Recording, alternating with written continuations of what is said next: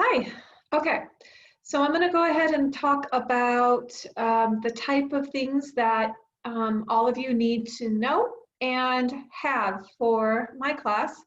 So I'm going to screen share my Active Inspire little flip chart that I created. And here we go. So first, let's talk about how to submit homework to Google Classroom. So before you can submit completed homework to Google Classroom before the due date, but if you submit after 3 p.m. on the due date, even 3:01, the program will tell me, and you will be docked half credit. So I recommend that you submit your homework maybe not the day of, but maybe the day before or a couple of days before, because you're only submitting homework once a week from the previous week. I want separate pictures of your homework. So if there's 4 assignments, I should see 4 images. If you're required to do warm-ups, do all your warm-ups on one piece of paper for that week and then submit that image. Please make sure that your images are clear, your handwriting is not messy, and you take a close-up picture of your assignment and you wrote the page and problem numbers clearly on top of the page. If I can't see your work, it's too blurry, it's too far away, I have to return your homework to you with no grade. And if you have to submit it, then you're going to get half credit. So please make sure that you do that. Let's keep going. So here's some images of homework that I really like to see, okay? So this one over here, she did a fantastic job. You know, the writing is nice and big. Okay, let's see, let's see, where is it? Ah. All right, so nice big handwriting, written clearly on the top, okay? And I can see the handwriting really well. Here's homework not to turn in, okay? So this one was returned. Handwriting is too small. There's two assignments on one page, and the first assignment doesn't even have a page number and the problems are not listed. So this one had to get returned. So for geometry, if you're not in geometry, I apologize. I'll just go through this really quickly, but geometry, you do need to have a metal compass, metal, not a plastic one. Here's one I found on Amazon for $6.99.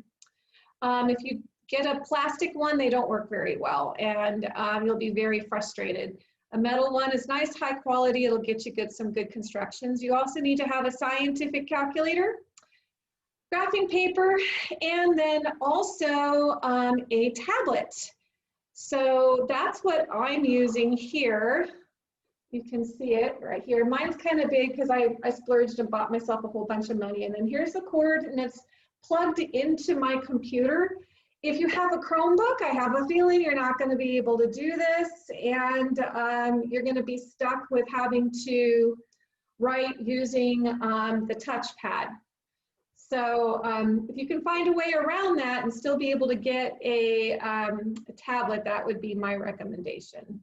Move it on. So Algebra 2 and Pre-Calculus. All right. So you guys need to have a graphing calculator. I know how to use a TI, so that's how I do it. I also did download the a TI graphing calculator on my phone. But if we eventually do come back to school, you're gonna have to know how to use a TI graphing calculator. Let's see if I can. Here's my phone. Okay, yep. So it actually looks a lot like a graphing calculator right here. This one, a little bit closer. See, that's pretty cool. And I got it for free. All right, and then let me see, and then it looks like, where is it? It's right next. Okay, there it is, right there, it's that one. There you go. But if you, so that's one way, or you can just buy one. Amazon does sell used ones for, looks like $57.55. You also need graphing paper, and again, the tablet. All right, again, a tablet is not required. It's just a recommendation to make it easier for you to write out problems on a digital whiteboard. Zoom has digital whiteboards, Jamboard, all those really cool things. So then stats, statistical reasoning and sports. Again, you do need to have a TI graphing calculator. Let me know if you need to check one out. But if you're planning on going to college, which probably most of you are, they are required there as well. So you might as well just buy one now. And then again, the tablet. You guys will also be writing and typing on digital whiteboards. All right. So there you go. There's some information about some of the things that will be helpful to you with this class. I'm going to stop the recording. Yep.